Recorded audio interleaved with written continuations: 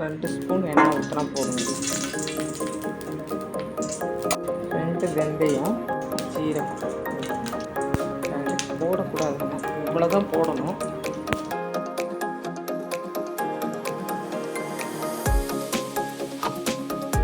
மிளகாய் அவ்வளோதான்.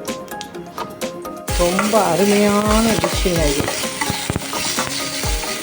ஒரு 1 மந்த்து எப்பேற்பட்ட புண்ணு வயிற்றில் எவ்வளோ பெரிய அல்சராக இருந்தாலும் இதில் மிளகாய் போட்டிருக்கேன். அந்த மிளகாய் போடாமல் கொடுங்க.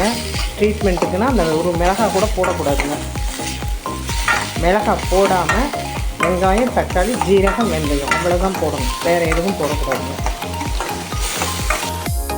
அப்படியே அந்த தக்காளியோடு சேர்த்து நல்ல ஒரு வதக்கி விட்டுருங்க. கீரை 1-2 தாங்க கட் பண்ணணும். ஒரே அடியாக நம்ம பொரியலுக்கு பண்ணுற மாதிரி நைஸாகலாம் நறுக்கக்கூடாது.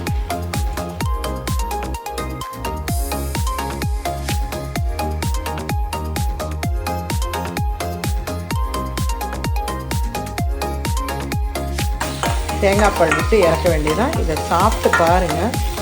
கண்டிப்பாக எப்பேற்பட்ட வயிற்று புண்ணும் ஆறணும். வாய் புண்ணு, வயிற்று புண்ணு, குடலில் இருக்கிற புண்ணு எல்லாமே ஆறுங்க.